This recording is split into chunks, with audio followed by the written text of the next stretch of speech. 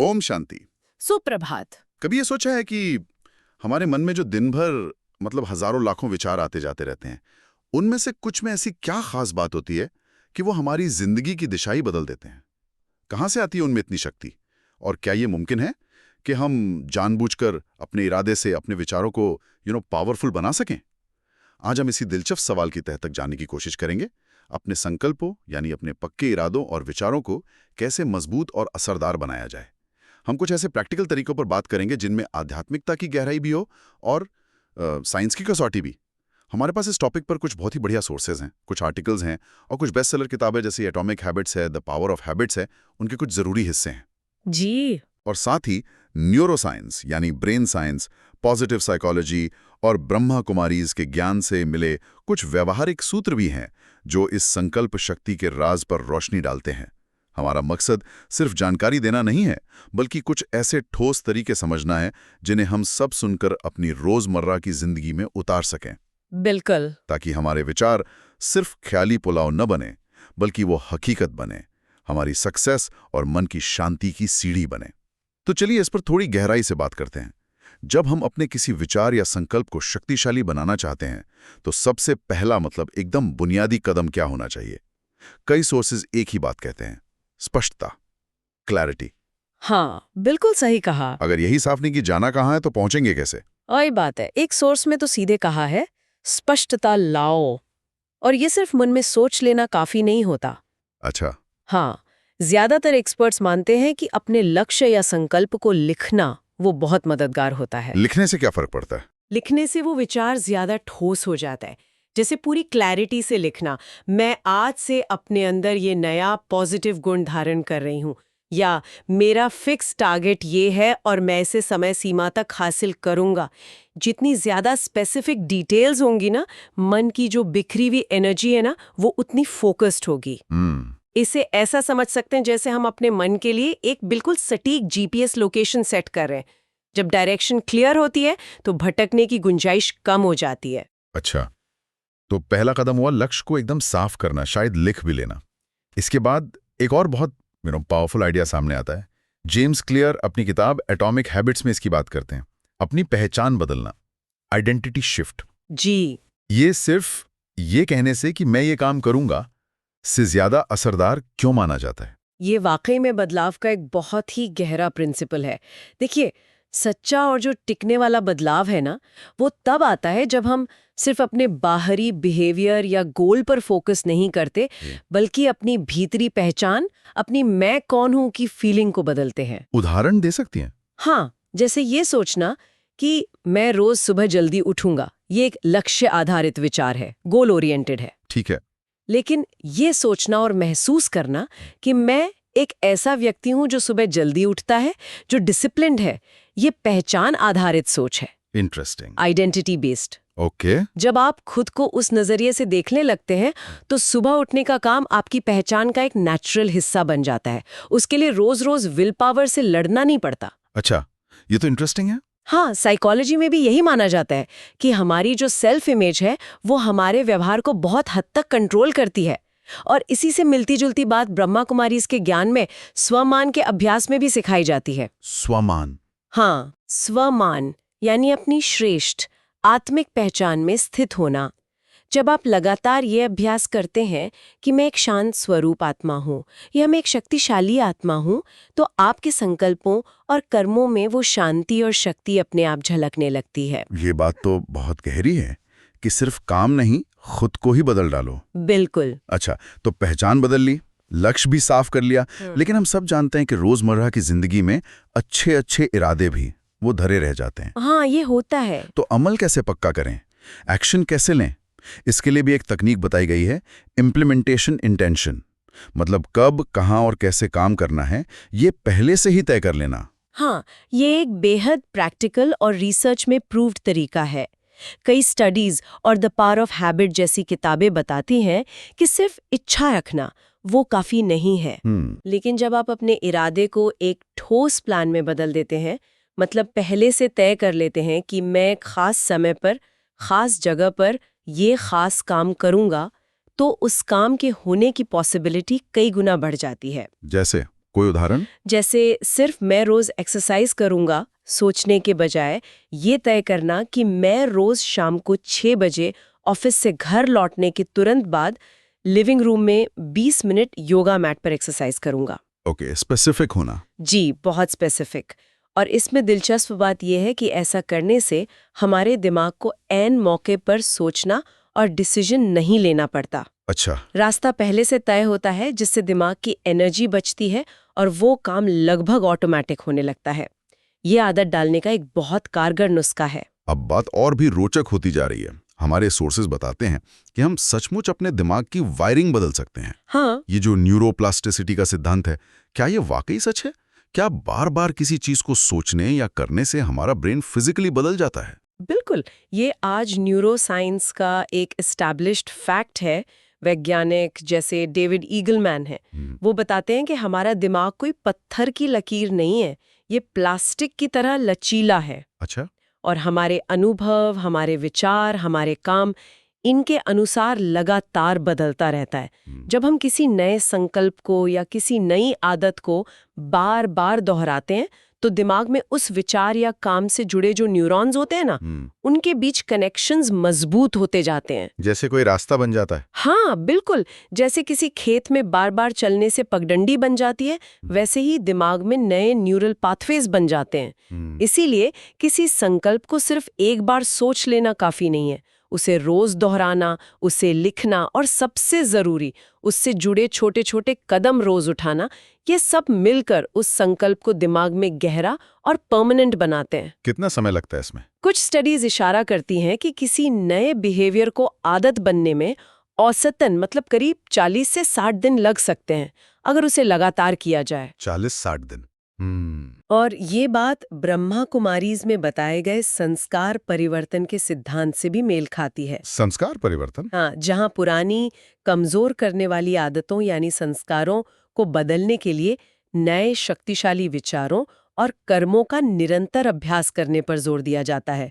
बार बार अभ्यास से ही नए पॉजिटिव संस्कार बनते हैं। लेकिन रोज अभ्यास करना, खासकर अगर लक्ष्य बड़ा महसूस होता हो, तो कभी कभी मुश्किल लगता है। हाँ, लगता है। अक्सर लोग बड़े जोश में शुरू तो करते हैं, पर कुछ दिनों बाद गाड़ी पटरी से उतर जाती है। सही बात है। और इसी चुनौती से निपटने के लिए छोटी जीतें यानी टाइनी विंस का सिद्धांत बहुत कारगर है। छोटी जीतें? हाँ, कई एक्सपर्ट्स जैसे कैल न्यूपोर्ट समझाते हैं कि जब हम किसी बड़े पहाड़ जैसे लक्ष्य को एक ही बार में फतेह करने की कोशिश करते हैं, तो हमारा मन या तो डर जाता है या थक जाता है।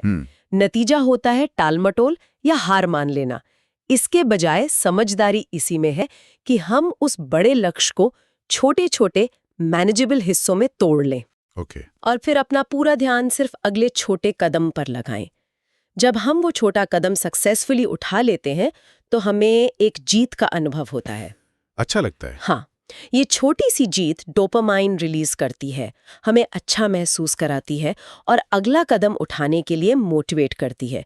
ये एक पॉजिटिव फीडबैक लूप बन जाता है। अच्छा। जैसे अगर लक्ष्य रोज 1 घंटा मेडिटेशन करना है, तो शायद पहले हफ्ते सिर्फ 2 मिनट से शुरू करें। जब 2 मिनट सहज हो जाएं, तो उसे 5 मिनट करें, फिर 10 और ऐसे धीरे धीरे बढ़ाते जाएं। इससे कॉन्फिडेंस बढ़ता होगा। बिल्कुल, कॉन्फिडेंस बढ़ता है और आदत बोझ नहीं लगती। एक सोर्स में कहा भी गया है, छोटा शुरू करो, बड़ा बनाओ। ये तरीका संकल्प को टिकाऊ बनाता है। ये तो हुई मन और आदतें बदलने की अंदरूनी तकनीकें।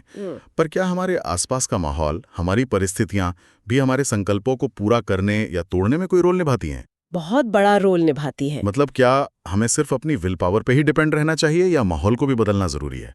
और इसे संकल्प पूरा करने का एक छुपा हुआ लेकिन बेहद शक्तिशाली तरीका मानते हैं।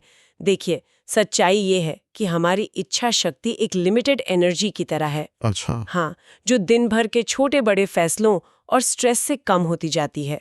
तो सिर्फ विल पावर के भरोसे रहना हमेशा काम नहीं करता। ज्यादा स्मार्ट तरीका ये है कि हम अपना माहौल ही ऐसा बना दें जहां सही काम करना आसान और गलत काम करना मुश्किल हो जाए। ये कैसे करें? उदाहरण के लिए, अगर आप सुबह उठकर कसरत करने का संकल्प लेते हैं, तो रात को ही अपने जूते और कपड़े निकालकर सामने रख दें। अगर आप ऑफिस में हेल्दी खाना चाहते हैं, तो अपनी डेस्क पर फल और मेवे रखें, ना कि बिस्किट और नमकीन। अगर मोबाइल फोन आपका ध्यान भटकाता है तो काम करते समय उसे साइलेंट मोड पर रखकर ड्रॉअर में डाल दें। मतलब प्रलोभन को हटा दें। नहीं करनी पड़ती और संकल्प पर टिके रहना कहीं ज्यादा आसान हो जाता है। ठीक है, तो माहौल को अपने पक्ष में करना भी जरूरी है। अब एक और कदम आगे बढ़ते हैं। विचारों में जान कैसे डालें? मतलब सिर्फ रोबोट की तरह दोहराना या काम करना काफी है, या इसमें फीलिंग्स और इमेजिनेशन का भी कोई रोल है? फीलिंग्स और इमेजिनेशन का तो बहुत ही महत्वपूर्ण रोल है। ये समझ लीजिए संकल्प को सूखी लकड़ी से एक जिंदा पौधा बनाने जैसा है। अच्छा। मैक्सवेल माल्ट्स ने अपनी बहुत प्रभावशाली किताब साइको-साइबरनेटिक्स में मानसिक चित्रण या विजुअलाइजेशन की शक्ति पर बहुत जोर दिया है। विजुअलाइजेशन। हाँ, उनका कहना था कि हमारा दिमाग, खासकर हमारा अवचेतन मन जो सबकॉन्शियस माइंड है, वो वास्तविक अनुभव और गहरी स्पष्ट कल्पना के बीच ज्यादा फर्क नहीं कर पाता। सच में? हाँ, तो जब हम अपने संकल्प को सिर्फ सोचते नहीं बल्कि उसे मन की आंखों से ऐसे देखते हैं जैसे वो पहले ही पूरा हो चुका है, और उस सफलता से जुड़ी पॉजिटिव फीलिंग्स जैसे खुशी, शांति, कॉन्फिडेंस, संतुष्टि को गहराई से महसूस करते हैं, तो हम अपने सबकॉन्शियस माइंड को उस लक्ष्य की ओर बढ़ने के लिए प्रोग्राम कर रहे होते हैं। ये कैसे करें रोज? एक सोर्स में ये सुझाव दिया गया है कि रोजाना बस 5 मिनट शांति से बैठकर ये अभ्यास करें। इमेजिन करें कि आपका संकल्प सिद्ध हो गया है। आप कैसे दिख रहे हैं, कैसा महसूस कर रहे हैं, आसपास क्या हो रहा है। ये तकनीक एथलीट से लेकर कामयाब बिजनेसमैन तक कई लोग इस्तेमाल करते हैं। अच्छा। और ब्रह्मा कुमारीज के राजयोग ध्यान में भी सकारात्मक स्वरूप का चिंतन और फरिश्ता स्वरूप का अनुभव इसी सिद्धांत पर आधारित है। स्वयं को अपने हाईएस्ट लक्ष्य स्वरूप में देखना और महसूस करना संकल्प को असाधारण बल देता है। यानी सिर्फ लक्ष्य नहीं, लक्ष्य के साथ जुड़ी हुई पॉजिटिव भावनाएं जरूरी हैं। बहुत जरूरी हैं। और क्या उस लक्ष्य के पीछे कोई गहरा मतलब, कोई बड़ा क्यों होना भी जरूरी है, ताकि हम मुश्किलों में भी हार ना माने? बिल्कुल, ये संकल्प को टिकाऊ बनाने का शायद सबसे मजबूत लंगर है। Victor Frankl. हाँ, मैन्स सर्च फॉर मीनिंग वाले जी, जिन्होंने नाजी डेथ कैंप्स के उन अमानवीय हालात में भी जीवन का अर्थ खोज निकाला और उस पर वो अद्भुत किताब लिखी। वो इसी बात पर जोर देते हैं। उनका कहना था कि अगर इंसान के पास जीने का कोई क्यों हो तो वो लगभग हर कैसे को सह सकता है। जब हमारे संकल्प के पीछे कोई गहरा पर्सनल मीनिंग जुड़ा होता है जो सिर्फ हमारे स्वार्थ से बड़ा होता है, तो हमें अंदर से एक जबरदस्त मोटिवेशन मिलती है। तो खुद से पूछना चाहिए, क्यों? हाँ, खुद से ये सवाल पूछना बहुत जरूरी है। मैं ये बदलाव क्यों चाहता हूँ? इस लक्ष्य को पाने से मेरे जीवन में या दूसरों के जीवन में क्या पॉजिटिव फर्क पड़ेगा? जब इसका जवाब सिर्फ सतही ना होकर आपकी आत्मा की आवाज से, आपकी वैल्यूज से जुड़ता है, तो संकल्प को एक असाधारण मजबूती मिलती है। और स्पिरिचुअल एंगल से, हाँ, और अगर इसे आध्यात्मिक नजरिए से देखें, जैसा कि ब्रह्मा कुमारी इसके ज्ञान में बताया जाता है, जब हमारा संकल्प किसी निजी स्वार्थ से ऊपर उठकर विश्व सेवा के किसी ऊंचे लक्ष्य से या फिर परमात्मा के कार्य से जुड़ जाता है, तो हमें सिर्फ अपनी ही नहीं बल्कि एक अलौकिक शक्ति का भी सहारा मिलता है। अच्छा। सोर्स में इसीलिए कहा गया है, बाप दादा को साक्षी बनाओ। जब हम ये महसूस करते हैं कि इस नेक काम में परमात्मा हमारे साथी हैं, तो बड़ी से बड़ी चुनौती भी छोटी लगने लगती है। और इस पूरी यात्रा में क्या अकेले चलना बेहतर है या किसी का साथ लेना? किसी को अपने संकल्प के बारे में बताना भी फायदेमंद हो सकता है, जिससे आजकल अकाउंटेबिलिटी कहते हैं। हाँ, अकाउंटेबिलिटी। साथ मिलकर चलना अक्सर अकेले चलने से ज्यादा आसान और इफेक्टिव होता है। अच्छा। जी, स्टीफन कोवे ने अपनी किताब 7 हैबिट्स में भी पब्लिक कमिटमेंट के महत्व को बताया है। जब हम अपना संकल्प किसी ऐसे व्यक्ति के साथ शेयर करते हैं जिस पर हम भरोसा करते हैं और जिसका हम सम्मान करते हैं, चाहे वो कोई गुरु हो, कोई मेंटर, कोई सच्चा दोस्त, कोच या परिवार का सदस्य, तो हमारे अंदर उसे पूरा करने की एक एक्स्ट्रा जिम्मेदारी आ जाती है। हाँ, लगता है कि उनको निराश नहीं करना। बिल्कुल, हम उस व्यक्ति को निराश नहीं करना चाहते। कुछ लोग तो बाकायदा संकल्प साथी यानी अकाउंटेबिलिटी पार्टनर बनाते हैं, जो एक दूसरे की प्रोग्रेस पर नजर रखते हैं और इनकरेज करते हैं। और आध्यात्मिक मार्ग पर, जैसा कि सोर्सेज में भी इशारा है, परमात्मा को अपना सबसे सच्चा और स्थायी साथी बनाना, बाबा को साथी बनाओ, निरंतर गाइडेंस और शक्ति का सोर्स बन जाता है। इसके अलावा सत्संग यानी समान लक्ष्य और पॉजिटिव विचारों वाले लोगों के समूह से जुड़े रहना भी बहुत मददगार होता है। हाँ, ग्रुप सपोर्ट। जी, जब हम देखते हैं कि दूसरे भी कोशिश कर रहे हैं, जब हमें ग्रुप से प्रेरणा और समर्थन मिलता है, तो मुश्किल समय में भी टिके रहना आसान हो जाता है। तो इन सब बातों का निचोड़ क्या निकलता है?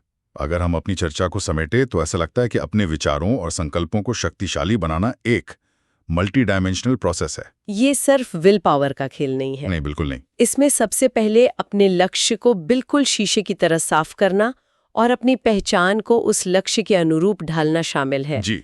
फिर उस लक्ष्य तक पहुंचने के लिए एक ठोस योजना, कब, कहां, कैसे बनाना और छोटे छोटे कदमों से शुरुआत करके लगातार दोहराव के जरिए उसे आदत में बदलना जरूरी है। बिल्कुल। और इसके साथ ही अपने बाहरी माहौल को संकल्प के अनुकूल बनाना ताकि टेम्पटेशंस कम हो, और अपने अंदरूनी माहौल को यानी अपनी कल्पना और पॉजिटिव भावनाओं को संकल्प से जोड़ना ताकि उसमें जान आ जाए। सही। किसी भरोसेमंद साथी, समूह या परमात्मा का सहारा लेना, ये सब मिलकर एक साधारण से विचार को एक असाधारण शक्ति दे सकते हैं। और क्या इन सब सिद्धांतों को रोजमर्रा की जिंदगी में उतारने के लिए कोई सरल प्रैक्टिकल कदम है जो हमारे श्रोता आज से ही अपना सकें? हाँ, बिल्कुल। सोर्सेज में कई छोटे छोटे अभ्यास सुझाए गए हैं जिन्हें आसानी से अपनाया जा सकता है। जैसे? पहला, अपने मुख्य संकल्प को स्पष्ट शब्दों में लिखें और उसे ऐसी जगह रखें जहां आपकी नजर रोज पड़े। ठीक है। दूसरा, सुबह उठने के बाद और रात को सोने से पहले शांति से बैठकर अपने संकल्प को कम से कम 5 बार मन ही मन या धीमे स्वर में दोहराएं। दोहराना तो जरूरी है। जी। तीसरा, दिन में सिर्फ 5 मिनट निकालकर आंखें बंद करें और कल्पना करें कि आपका संकल्प पूरा हो गया है। उस सफलता की खुशी और शांति को महसूस करें। विजुअलाइजेशन। चौथा, अगर लक्ष्य बड़ा है तो उसे आज के लिए एक बिल्कुल छोटे मैनेजेबल एक्शन स्टेप में तोड़ें और बस उसे पूरा करें। जैसे अगर ज्यादा पानी पीना है तो बस अगला एक ग्लास पानी पी लें। Tiny wins. एग्जैक्टली। पांचवा, अपने संकल्प को अपनी आस्था से जोड़ें। अगर आप आध्यात्मिक मार्ग पर हैं तो परमात्मा को अपना साथी बनाएं, उनसे मदद मांगें और उन्हें अपने हर प्रयास का साक्षी समझें। और सबसे जरूरी बात है निरंतरता, कंसिस्टेंसी। एक दिन करके छोड़ देना नहीं, बल्कि रोज थोड़ा थोड़ा अभ्यास करना।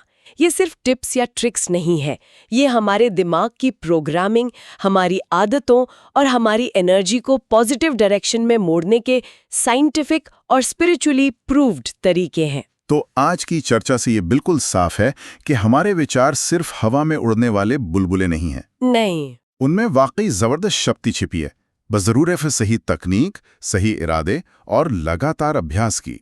इनसे हम अपने विचारों को ऐसे शक्तिशाली औजार बना सकते हैं जो हमें न सिर्फ बाहरी दुनिया में सफलता दिलाएं, बल्कि अंदर से शांति, खुशी और संतुष्टि का अनुभव भी कराएं। बिल्कुल।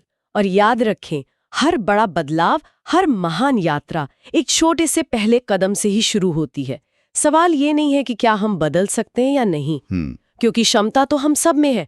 असली सवाल ये है कि हम उस बदलाव की शुरुआत करने के लिए आज अभी कौन सा पहला छोटा सा कदम उठाने को तैयार है। यहाँ एक अहम सवाल उठता है, आज हम सब अपने किस एक विचार को शक्ति देना चाहेंगे? किस एक संकल्प को चुनेंगे जिस पर इनमें से कोई एक तरीका, चाहे कितना भी छोटा क्यों ना हो, आजमा कर देखेंगे? क्यों ना आज ही इन तरीकों में से कोई एक तरीका चुने जो सबसे आसान लगे, सबसे करने लायक लगे। हाँ। और उसे अपने किसी भी एक छोटे से संकल्प पर आज ही लागू करके देखें। बस एक छोटा सा कदम। देखिए कल कैसा महसूस होता है। क्या पता यही छोटा सा कदम आपकी जिंदगी में एक बड़े और सकारात्मक बदलाव की शुरुआत बन जाए। ओम शांति।